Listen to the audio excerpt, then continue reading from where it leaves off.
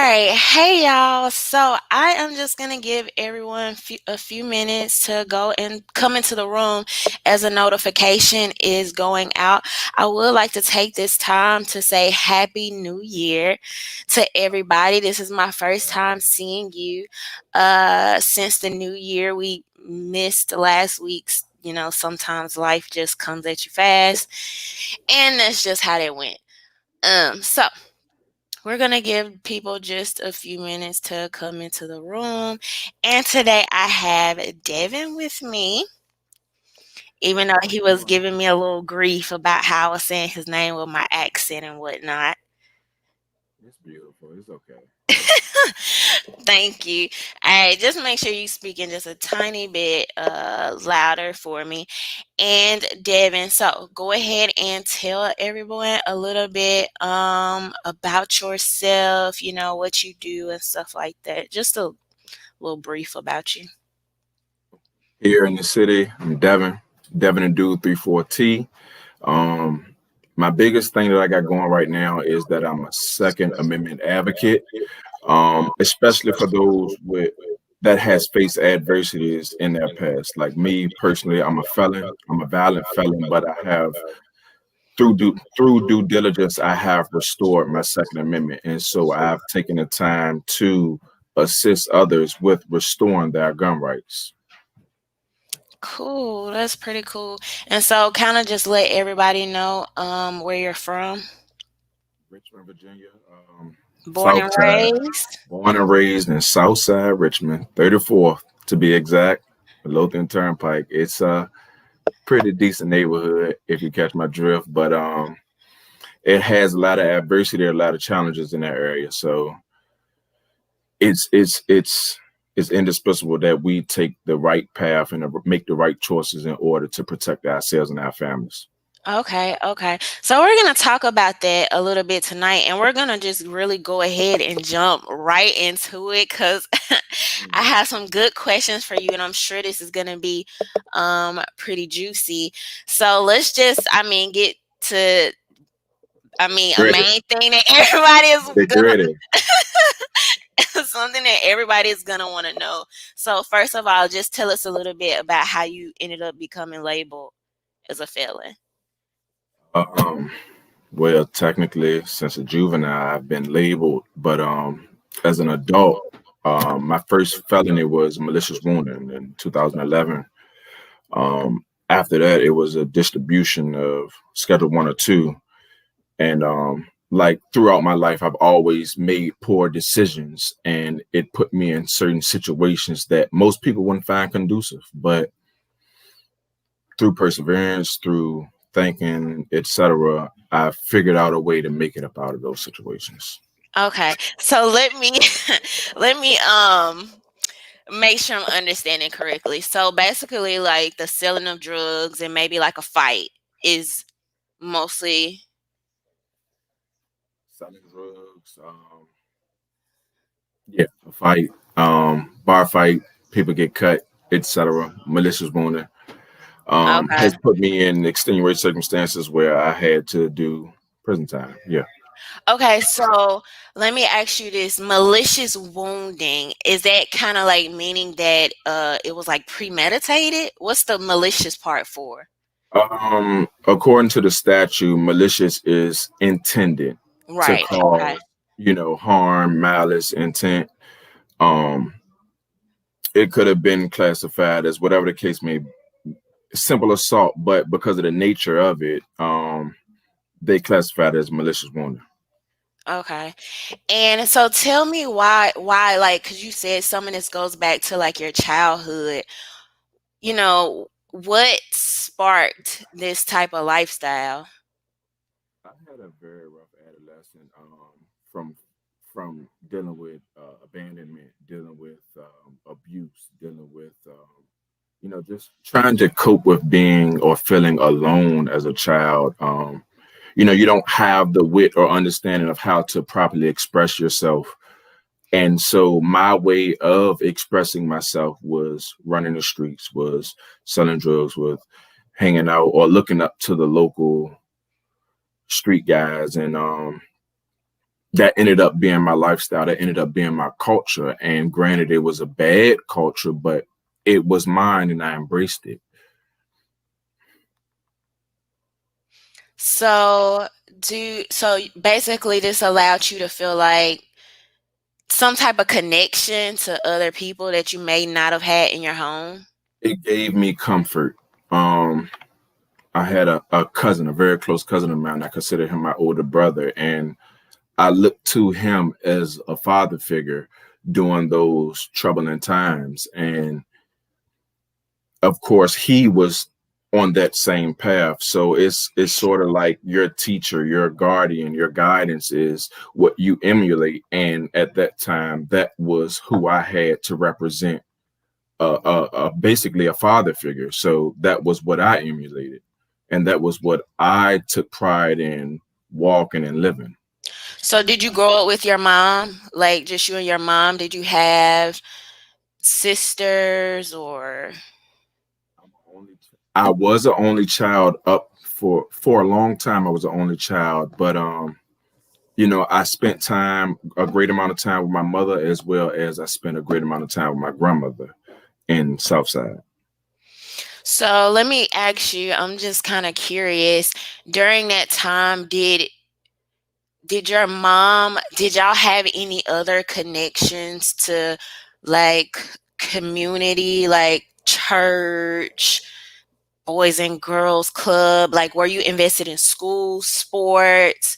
And did your mom like kind of try to steer you away from these things, or was it like she was kind of just working?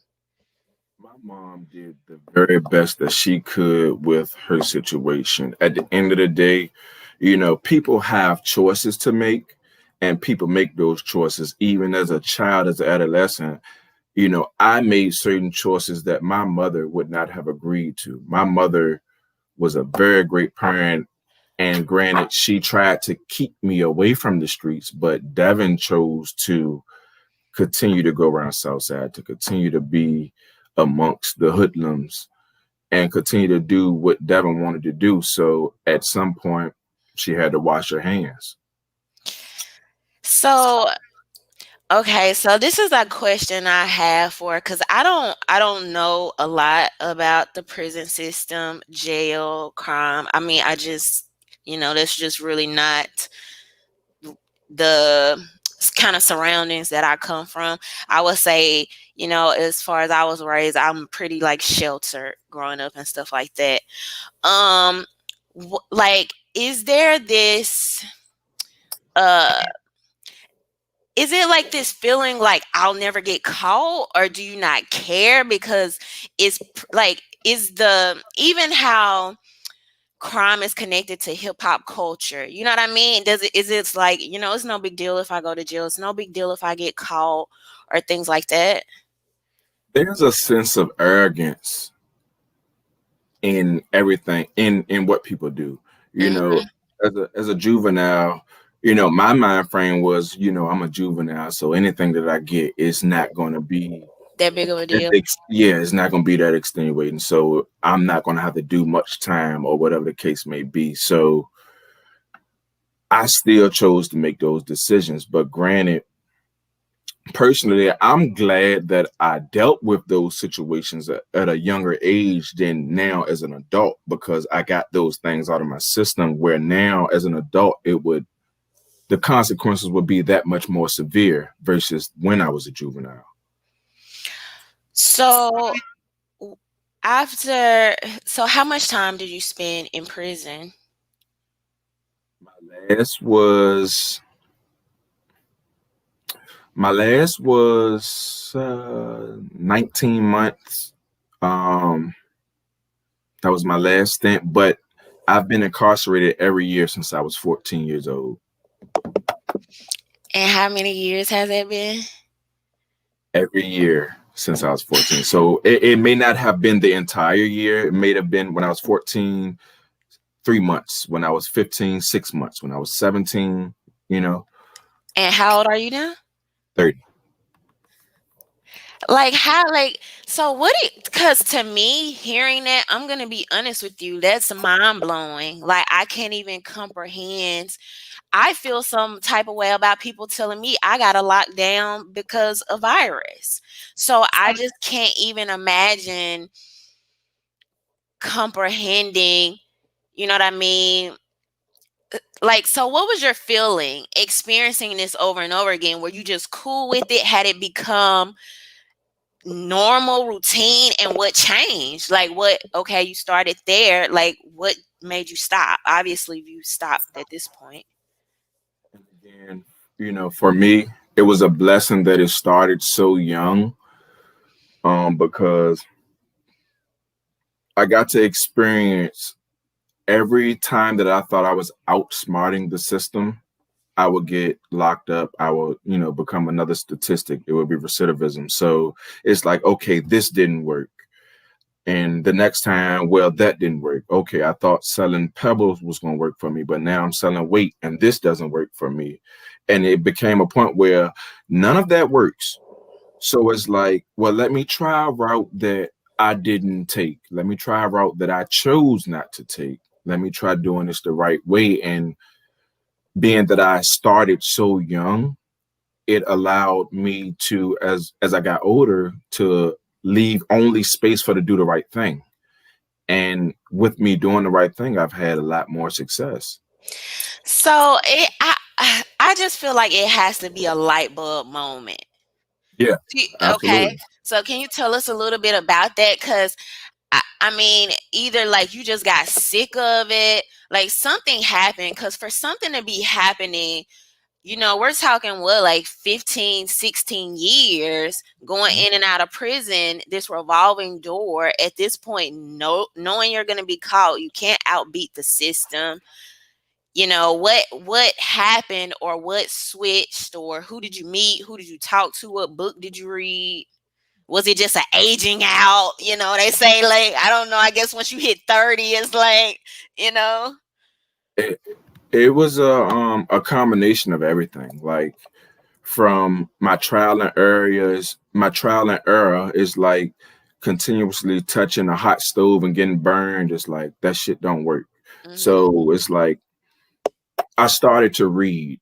And honestly, for me, it may not be what's the norm for everyone, but when I started to read, I started to open my eyes to different avenues. It's like information, knowledge is the foundation of all in existence. And so when I started to read more, I started to understand that I had more options. But then I met this nation of people, this nation of Black people called the Nation of Gods and Earths. And when I say they opened my eyes to that, basically I'm the sole proprietor of my life, that I can do whatever I want to do with my life, how I want it to be done, and just to continuously put forth effort to it. It kind of gave me comfort because the questions that I were asking, couldn't nobody answer them but me. And it all came from actions based off of the information that I had started finding. And that got me to this point today. So did you come across this group in prison? Absolutely. Okay.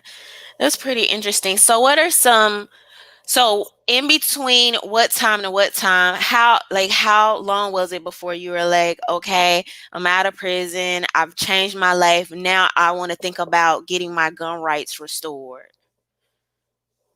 Well, it actually started in prison. In the last institution I was in, it was a group of guys that I was with, and we were labeled as the Black Panther Party because we constantly challenged the rules and regulations of that facility if we felt like they were inhumane. And so we, dealt with the the repercussions of that. But that taught me, it was a transitional skill. It taught me how to fight for myself outside of prison, outside of jail. It taught me, like, if I didn't accept something that was done to me, no appeal, grievance, or whatever the case may be. So once I returned to what's considered society, I felt like the choices that I made in the past shouldn't be held against me today, and that I'm smart enough to go for what I want. And so the first thing was my CDL. The second thing was my hazmat certification. And I knew that once I had my hazmat certification, that was a federal background clearance. So if you give me the right to carry 9,000 gallons of explosives, then why can't I possess one single explosive, one single firearm?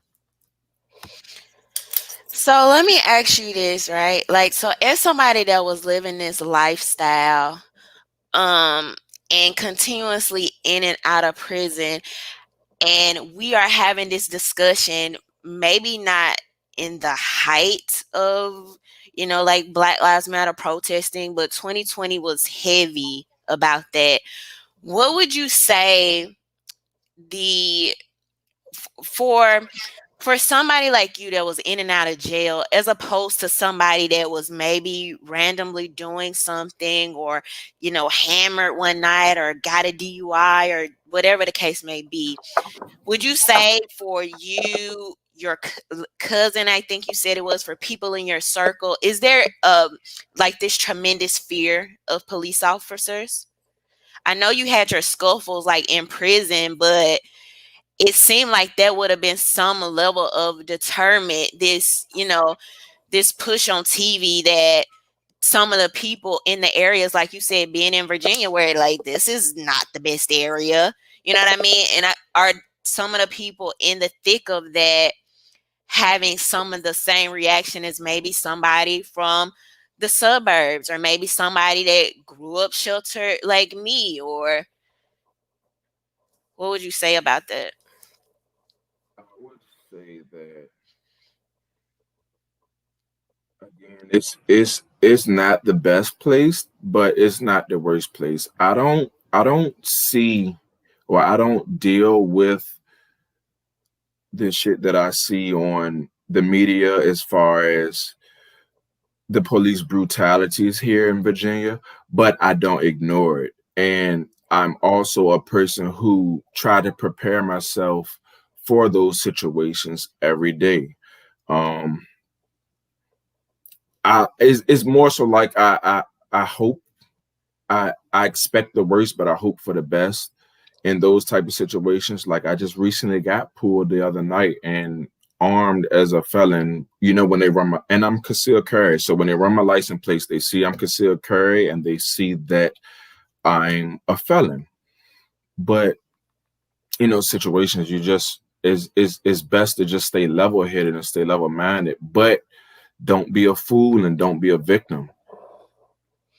So what's your reaction? What happened when the police officer pull you over? How do you, because I know I know you're gonna be able to give people some tips on actually dealing with that, because whether people know it or not, and this is why I try to tell people, one of the best things about me learning more about firearms is not even, it goes way beyond the firearm. Like, you literally learn how to communicate better. You think more about situational awareness. You think about, trust and building relationships and things to look for and things to not do and things you don't want people doing around you.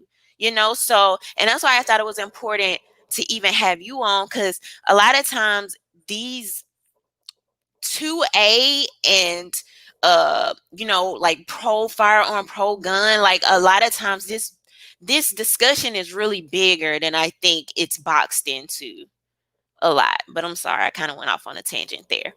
Situational awareness for me in that situation was pivotal. It was the most important thing. It was indispensable because when the officer approached my car, he said, I was speeding, whatever the case may be. But, those old lights, or surefire lights, they're very bright, 1,000 lumens, whatever the case may be. And he was using that as a distraction. But being aware, he put it on my firearm, my EDC, and he put it on my eyes. And he just kept going back and forth between my firearm and my face. So Mm-hmm. I knew he was aware that I carried outside of him looking at my license plates and running my license Where plates. was your firearm? It was concealed. It was on my hip. Okay, so he was looking, using a flashlight to look in your hip area. Sitting in my car, sometimes your shirt may rise, or Hmm. when we left the scene and I looked down, I could see that my firearm was showing. So as he scruffled the light up and down, I know that he was looking at my firearm. Okay. So And just how did he seem? Did he seem nervous? Did he seem trying to act like the tough cop? Was he like, comfortable to whatever? me. In my opinion, he was comfortable. It wasn't aggressive, it wasn't assertive, it wasn't passive, but he was aware that my firearm was there. Okay. And I was aware that his firearm was there, and I was aware of the previous situations that happened to those who have died to police brutality. Okay. So So in this moment, like, are you nervous or do you feel prepared? I would think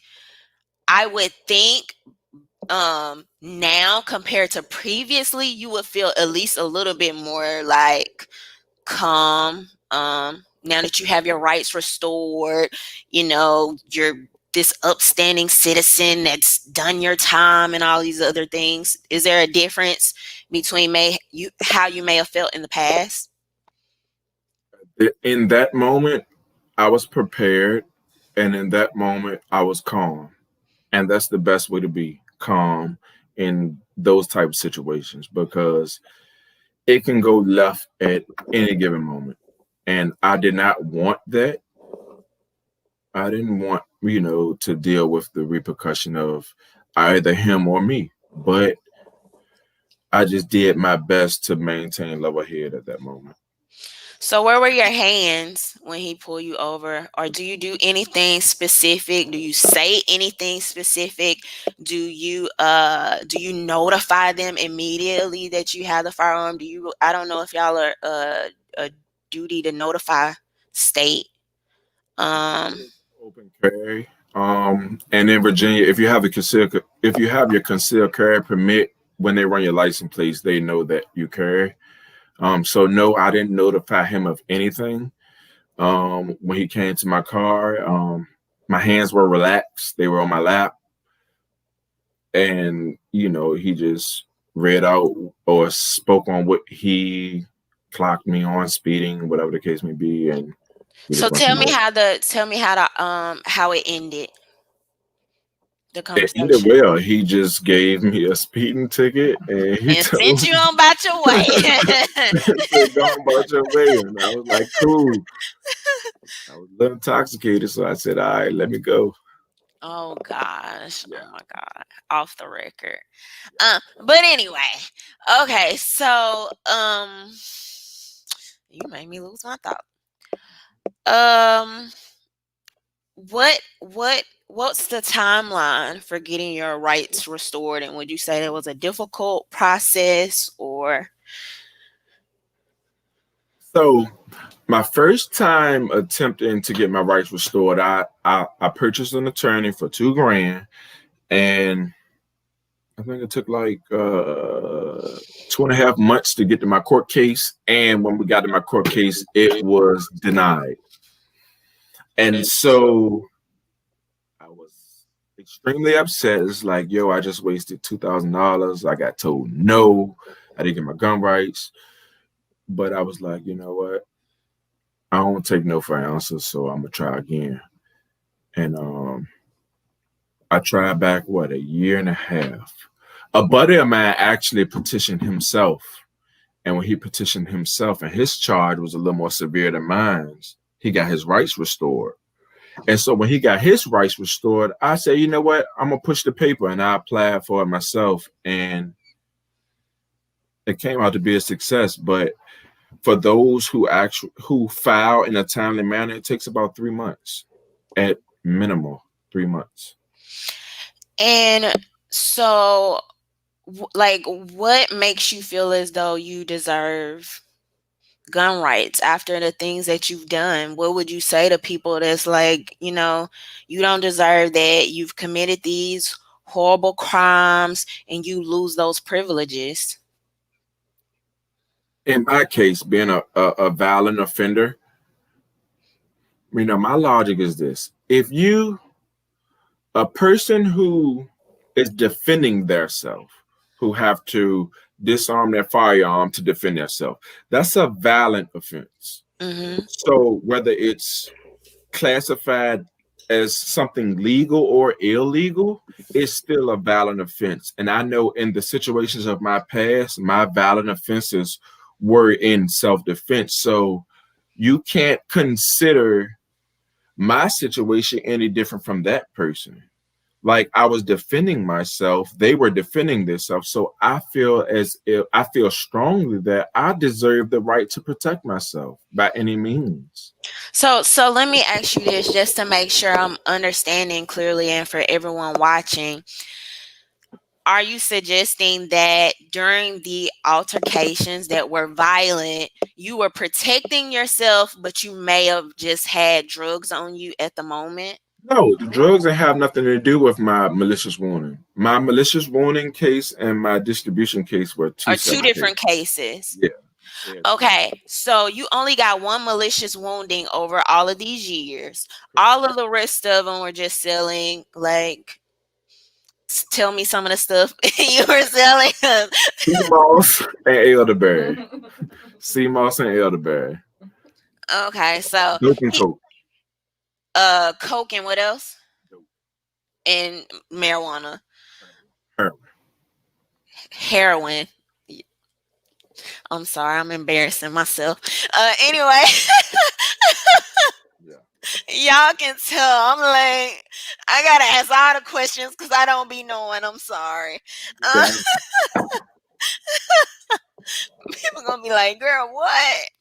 All right. So schedule 1 and schedule 2. So the one malicious wounding where you say you were defending yourself, this had nothing else to do with any drugs, nothing else to do with anything.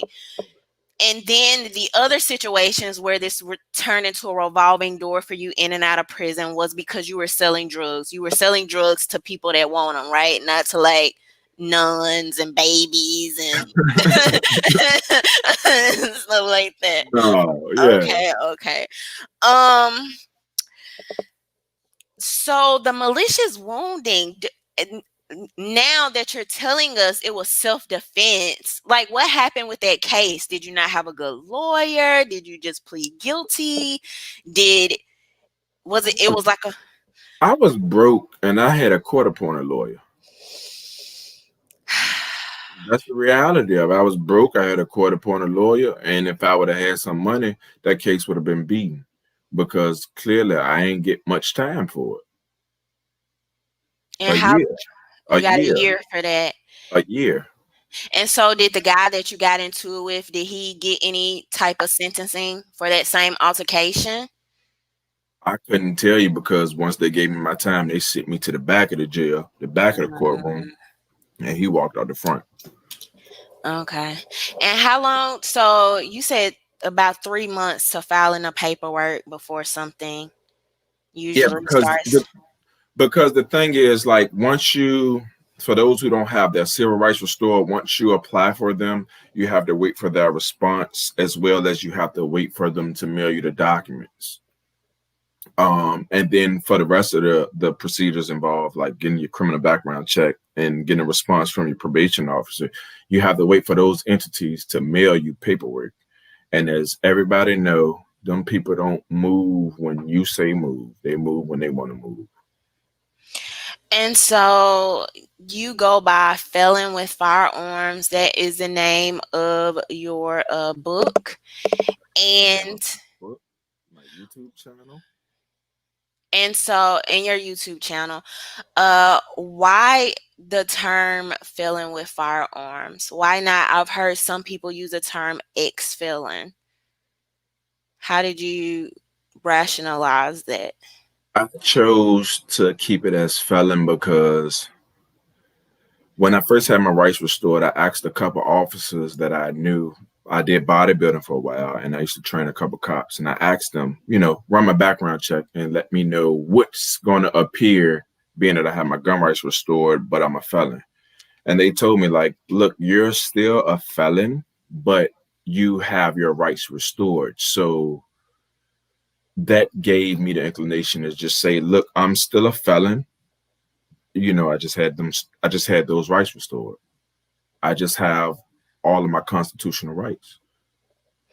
And so with your gun rights, with petitioning for that, you do get all of your rights restored along with that, like your voting rights. Absolutely. That's the first thing you need to do. Before anything, you can't have your Second Amendment restored if you don't have your civil rights. Like your civil rights is your amendments, and then the Second Amendment is just a plus. So if you don't have your civil rights, it's no way possible that you can get your Second Amendment. Okay. And what kind of pushback have you received? Because, the term felon comes with a lot of connotations. Um, so have you received any pushback, or what kind of feedback are you getting? It's a very controversial topic. Like on my channel, on my Facebook, on my Instagram, people shun me because I they feel like I'm advocating being a bad person because I say I'm a felon. Just because I say I'm a felon don't mean I'm a bad person. Just mean I made a poor decision in the past and I got caught. It's a million people that have made poor decisions that just didn't get caught that would be classified as a felon. So every day I deal with the repercussion of using that title, but I know it's people who look for the type of information that I provide who Absolutely. who only know to look for that stigma. They only know to look for felon with or felon did. So that's why I make it my point to identify myself as that felon who got guns. Okay, I could see that because I've had people ask me about stilts for getting their rights restored. I'm like, dude, I have no clue. Like, I'm sorry, I don't know how I would know this. Um, but so when you get pushback, is it like are these people typically just against guns flat out? Are do they just hate firearms? Or because I'm trying to honestly, maybe it's a little, you know, this is how we make form opinions about people sometimes. So I guess I'm trying to understand the demographic of the people the angriest at you. So are these like gun owners that's like, oh, you're making gun ownership look bad? Are these like anti-gun people? Are these like what would you say? I would say it's anti-gun people, Okay. anti-black people, it's Okay. anti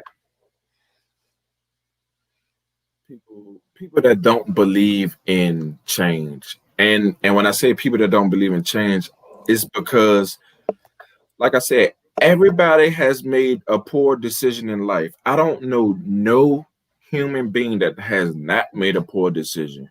If they say they didn't, they a goddamn lie.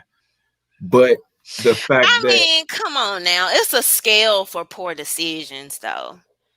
Like skipping school may not be on the level of, or not coming home at curfew, or just whatever. I think poor decisions, that's a big pot to throw people in as far as poor decision to committing a crime. okay, poor decisions committing a crime was the person that tried to rob me, but as what's the word? I used excessive force in defending myself instead of stopping when I should have stopped. I used excessive force. So that was a poor decision to use excessive force. But if I would have stopped when No, no, no. I don't want you to think I'm saying. So are we talking about Just talking about wounded. poor decision. Like No, that I whole understand that. I understand it. So are we talking about the, what was it called? The what kind of wounding? Malicious. So are you using the malicious wounding as an example? yeah, I'm using that poor decision as an example. Okay. So the guy was trying to rob you. Absolutely. Okay. See, I didn't know that at first, and I don't remember you mentioning that. Okay, so he was trying to rob you. So I want to be clear that,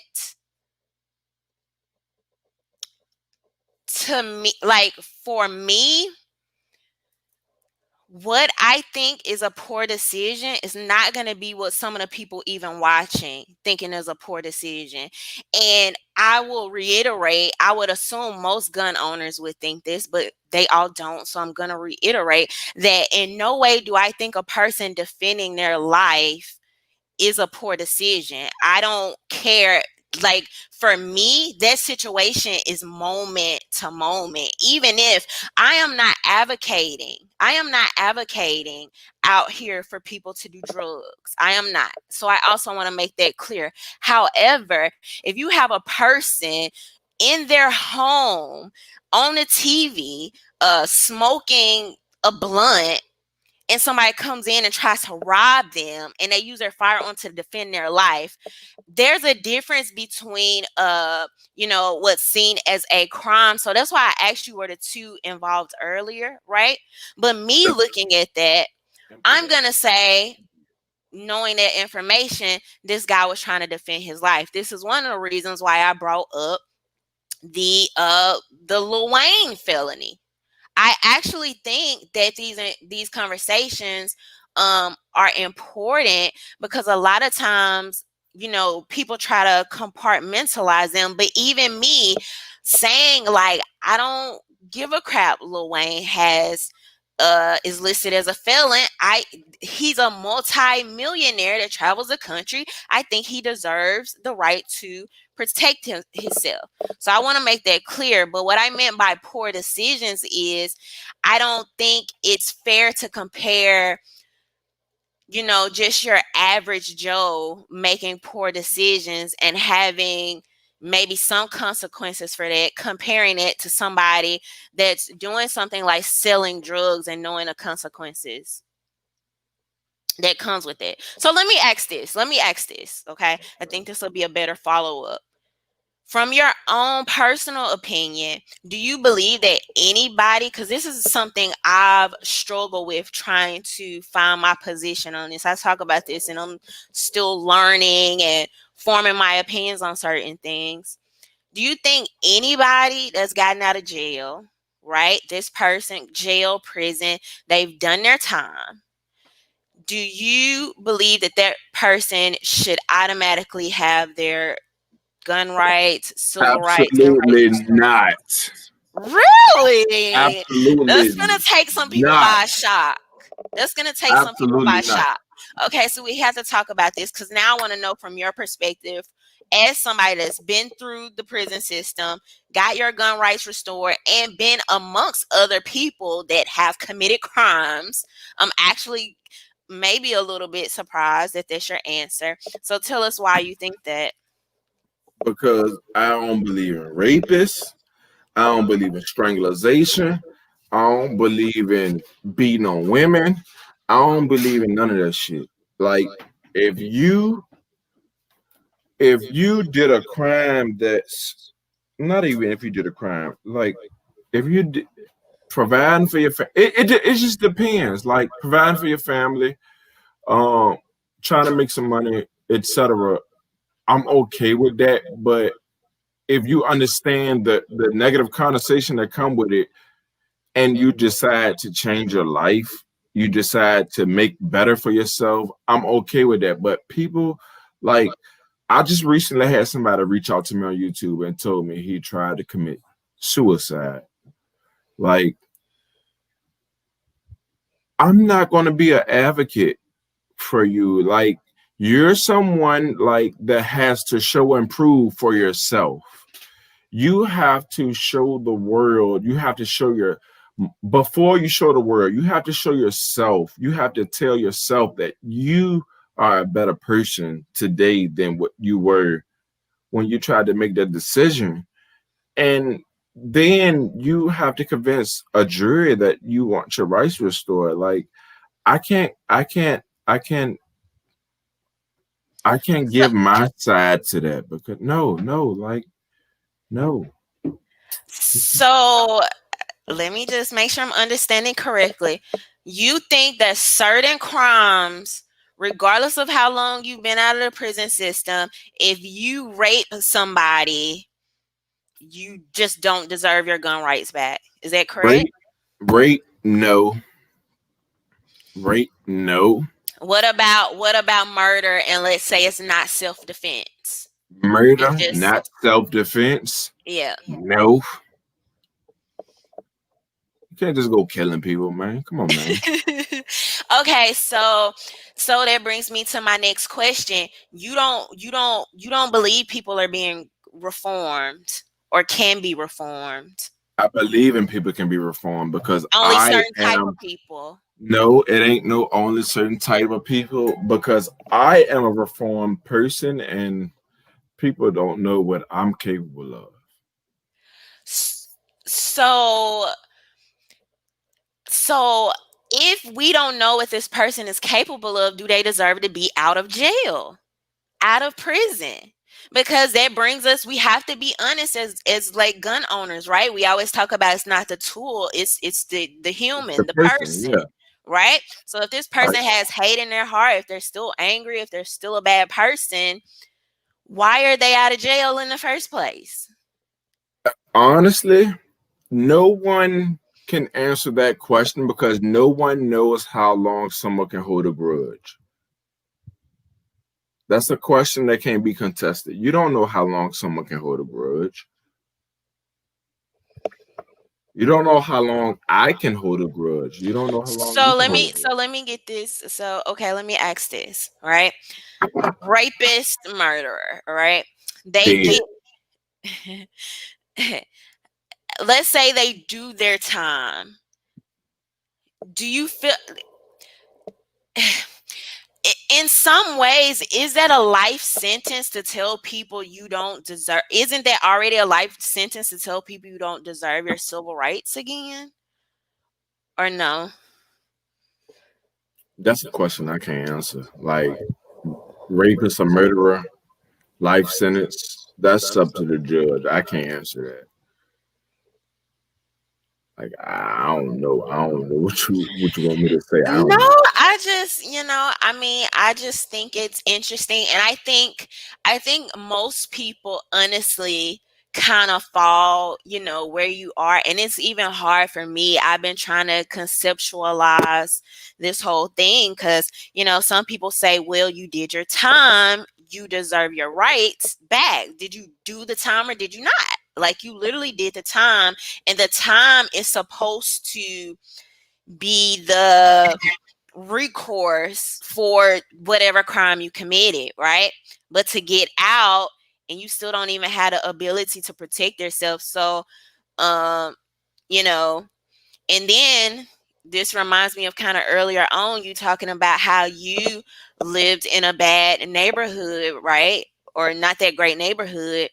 What if you have somebody that, and this is hard to talk about, it's not easy for me, I promise you, but I'm just thinking, if you have this person that unfortunately raped somebody but you did 20 years, most likely people coming out of jail are not making a lot of money. Sometimes they may be on some type of housing programs, I don't really know.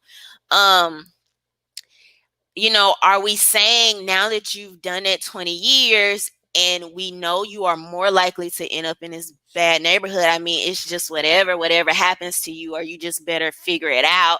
Isn't it still kind of like just a discarded red letter type? If they rape somebody, they should die. It's karma. It's just karma. They should die. If they rape somebody, they should die. Everybody that rapes somebody, they should die. That's my opinion. So I guess I just, you know, even if somebody hasn't, so moving past the murderers and rapists, it's trying to create, these ideas of like who are people, and cuz people are going to look at you and think the same thing. Not that Absolutely. you should die, not that you should die. I'm not Absolutely. saying They that. they say that. But they're going to They say definitely like, say that. who are you? Look at him. He doesn't deserve gun rights and things like that. Um so I guess it's just who decides these things and what's the cutoffs. And so um it's something that I struggle with too. Like, even any level of person, if I'm just being honest, that's gone to prison, because even the way we talk about prison and we talk about jail, and I wanted to make a distinction of, the type of charges that you got or convictions that you got, because we think felon, we think violent. You know what I mean? The way that it's projected. The negative connotation of it, I but mean, it doesn't make the person because they have a valid felon. 90% of violent felons, the violent felons are good people. Like the majority of the people that I have met on because they can you classify us. explain it, yeah, a little bit more so we can understand The what you're saying? majority of people that I have met on high classification tiers have been good people. Like like I said, they made a choice and they got caught in that one choice that they made. But the majority of people that I have met with violent felons are good people. Like What do you mean by that? Because when a person like me hears violent, I don't package that with good people. So you're gonna have to help us like understand. that means that people repeat and do what they are taught. Hmm. So somebody who was raised in the street economics is going to repeat and do what they are taught, but that don't mean that they are a bad person. They are only doing what they are taught. But when you actually sit down and talk to that person and build with that person, you understand like they never asked for any of that shit. They never asked for any of the negative connotation that comes with being that type of person. They were only living out what they were taught. Like it's so many great people that I have incarcerated that has been classified as violent felon. If you were to talk to them one on one, you would be like, "There's no way this person is violent." So why are they being classified as violent felons? The What are charge, they? the charge, the So Virginia stature of the charges. Like everybody who is watching this stream that's on my part, they will know I'm not a violent person, but I'm classified as a violent felon. No way I'm a violent okay, person. so okay, I get what you're saying now. So you're basically saying it's a classification issue. So can you tell us some of the things that go into, because now we're gonna try to make the distinction and understand what you mean by a violent felon versus a violent person. So what are some things um that can be wrapped up in this term of violent felon? What are some things that you may not think are particularly violent, but somebody could be classified as a violent felon? I hate to disappoint the community, but the only thing that I can think of is self-defense. Like any form of self-defense is not valid, So regardless of what they say or what they think. Any form of self-defense is not valid. so do you think it's a lot like how often do you think that people being labeled as violent felons are people that were just in self defense? Is that like a often thing? I can't speak on that because that's a case to case situation. I can't speak on it. I can only speak on mines, and in mines it was clearly self-defense. So yeah, I understand that, but I guess what I'm asking is, you were like, if you talk to a lot of people that are classified as violent felons, once you actually talk to them, you'll see that they're Nothing. not violent, right? Right. Okay, so some of these people that you were talking to, getting to know that are classified as violent felons, but you, upon talking to them, you're like, oh, this guy doesn't seem so violent. Like, what were some of the things you were seeing? What stories were people telling you? I guess I'm just trying to understand the connection and make it plain for people.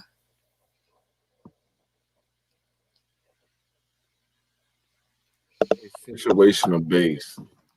People is situational based. Like I can't answer that. It's situational based. Like But you I have think those offenders, and then you have those who genuinely are protecting themselves. Like it's situational based. Like I know for a fact in my situation, that's the reason I didn't get as much time. But if I would have had to pay a lawyer, I would have not got any time. It's situational based. okay. Um okay. I think I'll let you get by on that answer. Um No, no, don't let me get by because more than we want answers, they need answers and they need security because of the situations that everybody face in everyday life. So it's more important that they get what they need because you and me already got what we want. so I guess what I'm asking is, you are saying some of the people you've met are not violent, but then you say, well, it's kind of on a situational, a situational basis. Like, I guess I'm getting to it. What leads you to believe that they're not violent? Was it because, oh, well, he just did this one thing, or he did something similar to me? Or do you think, oh, just this person is nice, I was able to talk to him, he was chill, so he must not be violent? Fuck talking to him one time. That chill nonsense don't matter. Um, but ultimately, is just dependent on character. Like if someone it's consistency. If someone consistently show you that they are an asshole, then they are an asshole. But if someone consistently show you that, like, look, man, I'm a good person, but I've made poor decisions in the past, but everything was it prior? Everything since then has been productive, has been proactive, and it shows you that I'm a good person. Man, get that man a chance. That's all I'm saying. Like everything, like when people look at me, the people who know my past, they judge me based off my past. But it's like I'm like, look, yo, give me a chance because my past is something utterly different from who I am today. Like today, I help people. Today, I inspire people. Today, I encourage people. And today, I help people get shit accomplished. So, whatever you judging me based off of when I was 14 years old, you can't judge me off of what I am at 30. So what can we do to keep young men away from a life of crime and not going down this route in the first place? What can we do to make them appreciative of their rights on the front end? Today, the word is recidivism, right? And you have to be able to meet people where they are at. Like you can't meet a street dude and talk to him about stocks. He's not going to understand. You have to meet people that's in the streets and teach them about a street dude that's accomplished what they would like to accomplish. You have to teach people who are in the market of stocks and teach them about stocks. So the best thing that I see as a resolution is seeing what's familiar, like like presentation. Like people see me and see that okay, I ain't no saltine trying to preach some shit. I'm a person of the same environment trying to tell someone that they can do better.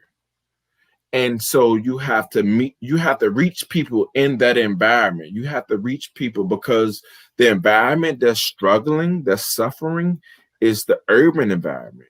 You have to reach them and tell them that look, yo, you can become better than what you are doing. And the only like people agree and touch basics with what they can relate to. So presentation, you have to be able to present yourself in a manner that they can agree with or they can and appreciate and tell and have someone in that environment tell them that it can be better. And what do you think about hip hop culture as it relates to firearms and gun rights and the type of message that it's sending to young men? Hip hop culture. I hate hip hop culture. You hate hip hop culture? If it ain't Nas, if it ain't Jay Z, if it ain't Crit, if it ain't No, now you don't like some crit, do you? if it ain't You what? from If around my it ain't way. Lamar, if it ain't Lamar, Crit, Nas, Jay Z, this shit that they putting on hip hop is poison and it's killing us. I don't agree with that. I don't agree with none of the nonsense that they saying because they not talking about building a nation, So okay, our nation. now I gotta ask you: Would was hip hop your biggest influencer? Did you feel like hip hop had anything to do with it? Would if hip hop was different, but your cousin was still there, and he's kind of leading you down this path? Do you think that would have changed the trajectory of anything you were doing, or do you just feel like it was just a lot of things going into this? I would say that. Give me a second. I would say that my family, my people, have been influenced by hip hop, but we are all strong minded, and I would think that our influences have been strictly on what's been culturalized in Virginia. So that shit that's in New York, that shit that's in Mississippi, that shit that's in California, ain't got nothing to do with us. So wait, so are you saying Virginia has a different hip hop culture? What like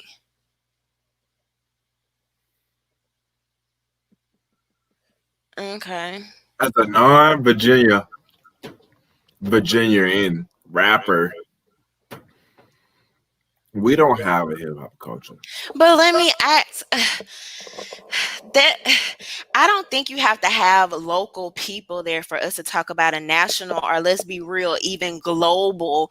You can, I mean, they got people in Asia. You got freaking Chinese rap artists now. Like they're making it a thing. It's kind of global to some extent, but we have to look at I would think that Black American has the most aligned, state with hip hop culture. So, Our culture is hip hop. We don't have a culture as original people in America.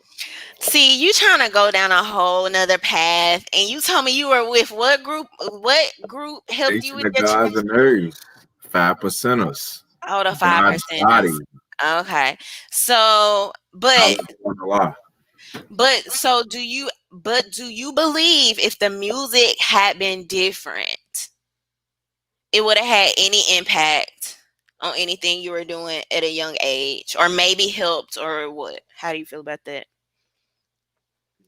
Music that I believe in had an impact on me. Because you said you hate it, you think it's I, trash. I hate today's hip hop. I listen to yesterday's hip hop. I listen to Okay. Nas, I listen to Jay Z, I listen to AZ. I listen. My favorite female artist is You Erica still Badu. haven't answered my question. I can't let you skate like that. Do you think I guess I'm asking how responsible do you think, because let me be real, like where I'm from, I listen to a lot of the same freaking music. Probably not just like in my room chilling, but like amongst my friends, the homies, if I'm out and about, whatever, it's pretty much the same music. But I've come to believe that, I don't know how true this is, I know people like to say, oh, it's the music influencing the kids. I mean, yes, I do think music absolutely has some influence and stuff like that. Um, but I think that a person that comes from a, you know, really good neighborhood, structured, went to the finest schools, blah, blah, blah, they can listen to some of the same shoot 'em up music or whatever, right? And are they going to internalize things the same? So again, my You're question, asking on an individual basis, though. Like you can't determine what someone is going to internalize. okay. Like you can't. So do you think it could be a mixture of things, the music? It's always a mixture. It's always a balance. It's always. Okay. So, tell us a little bit like about your book and what made you decide to want to go on this mission that you're going on. Gun rights restoration. It truly was inspired by the individuals who are outside of Virginia that asked me to assist them. But, you know, no harm, no malice. But I have so many people in Virginia asking me to help them that the individuals outside of Virginia is n- Hard not to get to? it, it's hard to get to. Thank you, please, thank you.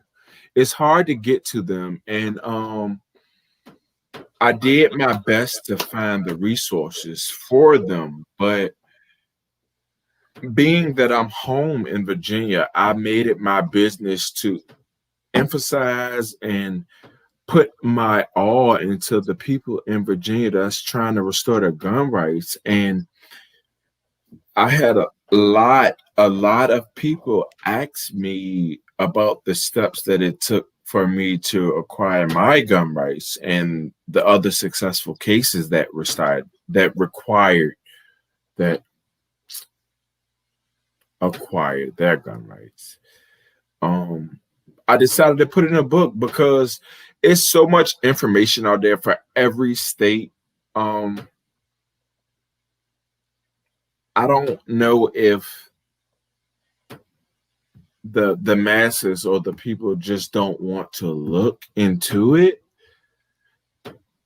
but it's there. It's like it's freelance information, and I want people to be able to have that, to be able to access that, and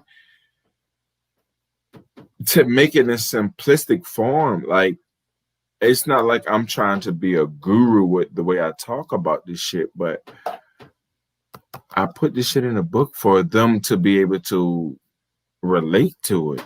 Hmm. And how's it going so far? Are you having people kind of like take to your message? Do you have a lot of people that want this information? So far, Amazon has done well. YouTube, YouTube has done well. Like I appreciate everyone who asks me about this information. I give them this information freely. Like the YouTube channel is nothing. Like I want people in my situation with similar circumstances as me as being a felon, valid felon, non-valid felon. I want them to be able to know how to protect their family because whether you're valid or not, it don't it don't prevent you from being able to protect your family. Like that shit is above all. Being able to protect your household, being able to protect your family is above all, above money, monetary gains, none of that.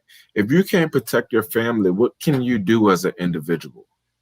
You So, can create and you can protect your family. let me ask you, this came from earlier in the interview. You said that you've received some pushback. You said from anti-gunners and also from people that you feel like, I can't remember if you used the term anti-black or did you say racist? I definitely say anti-black and racist. Okay, so anti-black and racist. The people that you believe were anti-black and racist, do you believe that those particular people will be open to gun rights for white felons? Because I'm another thing that I also have to be aware of how I talk about and package things is I don't, so even as somebody that covered criminal justice reform pretty heavily, and that was a good bit of even helping my channel grow over time, I want to make sure that I'm not saying black equals criminal and criminal equals black and all black people are felons or all black people. Because, like I told you coming into this interview, I don't even know, not closely, people that have experienced, you know, like the prison system. Um, so, um, do you think that some of those people that you may have thought were racist, do you feel convicted like, but they would be okay with white people having their gun rights back, white felons? not convicted of anyone. Not convicted is White probably felons, not the right word. black felons, blue felons, green felons. If you ain't raped nobody, if you ain't molest nobody, you deserve the right to protect your family. I don't care. I don't give a fuck about none of that shit. You deserve the right to protect your family. So, but anybody opposing, any entity opposing, any group opposing, any congregation opposing someone exercising their rights to protect themselves and their family, I'm against because you don't know the circumstances or conditions of that individual or that entity or you know what I'm saying what their mission statement may be. Like I'm against all of that. But people who have been subjected to our culture, who have been subjected to, I'm a little more for them. But anybody who have been subjected to oppression, I'm an advocate for. And last question, there may be some pushback, or I think you used the word earlier, abandonment, as far as the gun community. And I I don't know, it's weird. I kind of use that term loosely and I won't too much go into that. But you know, there What may does it there mean? I said I may use that term loosely. Loosely. Loosely. Uh-huh. Okay. Um I just, first of all, these like vague groups and lines, and people, well, I'm against you and you're different and you don't want this and I want that. These arbitrary things that we try to separate ourselves. I just don't believe in a lot of it. A lot of it's The enemy. BS. Subtitles is the enemy.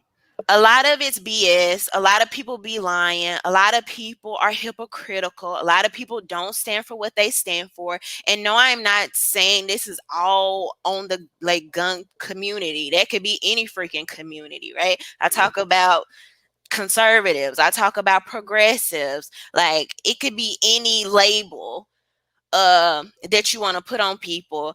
And so I guess that's why I was saying I kind of say that loosely. But so anyway, because you was trying to throw me for a loop right there and I trying used to ask. I to mean, I love with um firearms. I had to ask. and like don't get me wrong, I'm not even as the gun community and somebody, when I'm in certain rooms or in certain areas, people don't like what the heck I have to say from my perspective. They be like, "Oh, we never heard that before. We don't like how she's saying this." And I don't care. I'm the same person in every room. So a lot of times how we see the gun community represented on TV, it's very packaged, very polished talking points. The people that are trying to parrot it as something good, and then the people that's trying to market it as something bad, is still, they have their own bullet points that they want to hit. And I just be trying to find the truth in the mix. So I guess that's why I say it loosely, because to everybody it's going to mean and represent something differently. But anyway, so that's my little spiel. But getting back to my question, I would imagine there's some stigma as far as it goes with somebody that's dealing with felons and firearms and trying to attach that to a gun community. What what type of feedback have you been getting in those areas more specifically? And then how do you think the gun community, or gun owners would probably be a better term, could maybe help or be of assistance in, I don't know, if something is maybe how we think about the word felon. I don't know.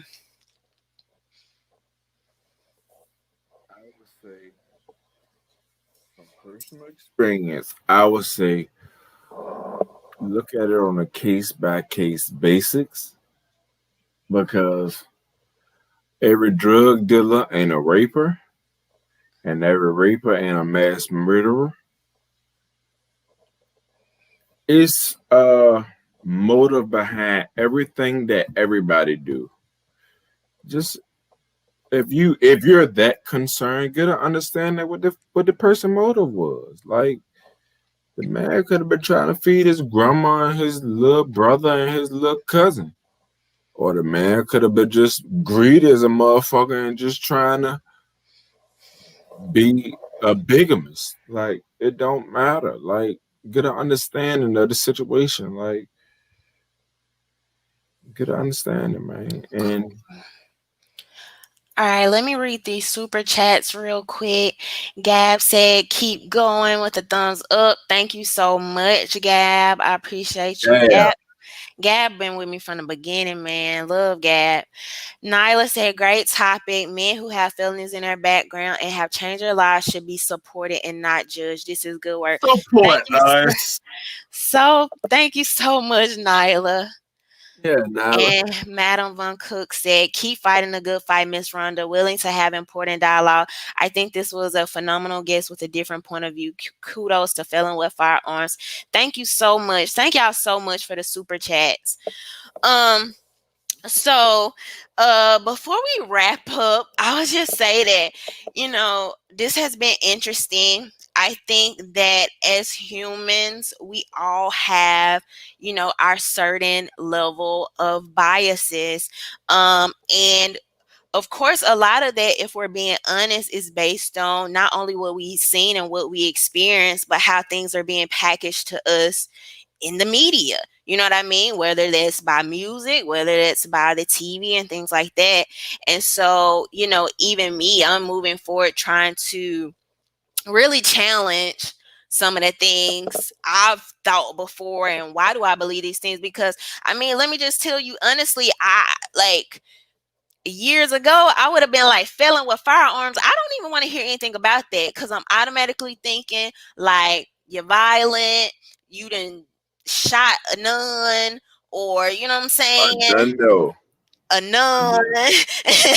You know what I mean? Like I'm just, automatically thinking. And so I was looking at a list of felonies earlier. You can't put me in that list of No, no, felons. no, no. This is Oh, for the man. viewers. This is for the viewers. Hold on, because we're trying to help people understand, and how these things are classified is important too. And even for your message, because you personally believe that, there's levels. I don't think this person should get these gun rights back, but these people get them a second chance. So that's why we have to make these things clear. So, some that I saw like drug abuse, DUIs, um, DUI is a go. property crime, larceny, assault, disorderly conduct. That could be anything. Liquor laws, violent Liquor law, crimes, of course, violent crime. drunkenness. I don't even know what that means. What That was it? drunkenness, Drunkenness. drunkenness, like somebody being drunk. Um, That's a felon? that's what's on this list that I'm looking at. Most common felony crimes and aggravated assault. Um, so forgery, counterfeiting, loitering, burglary. So weapons violations. And a weapons violation could be literally just having a firearm. That's how Little Wayne became a felon. It could be having pepper spray because if you're classified as a felon, you cannot have pepper spray. So I didn't even know that. But yeah, so even challenging like some of my previous beliefs and some stuff I'm still, not all the way set on, okay, I like this is my solid opinion. I think it's kind of like a working thing. And I think your own experiences lend into that too, because even 5 or 6 years ago, I wouldn't even been talking about firearms either. You know what I mean? And that's another reason why I said I don't, these arbitrary lines, I think having conversations are important because it allows us to understand each other, look at things from a different perspective, and things like that. So this has been pretty good. Do you have any like final thoughts? You want to tell people where to find you, how to find your book? Absolutely. For those interested in the topic of restoring your gun rights as a felon, you can find me at Felon with Firearms on YouTube. You can find me at Felon with Firearms on Instagram. The book is available on Amazon, Barnes and Noble, whatever the case may be. My thing is just protect yourselves and protect yourselves legally, illegally, but legally. Please, people, do what you gotta do. RhondaMary is not responsible for the That should be a legal disclaimer. right. That should be a legal disclaimer. She is only an interviewer. These messages do not all represent her. No, I'm just kidding, y'all. But all right, so thank you for coming on. Thank you for sharing your time with us. Hopefully you'll be getting some followers. And we appreciate this information. And I want to help have these discussions more because we have to challenge people. And even like I was saying earlier, these labels, sometimes I don't even think anti-gunners are really anti-gunners once you really just kind of sit down and talk to people and sometimes challenge them too. Like I think I did a couple times tonight and trying to make sure me and the audience were understanding you here. But all right, y'all. So thank you to everybody that tuned in. Thank you to everybody that super chatted. I will see y'all tomorrow for Hey Y'all Tuesday, and we're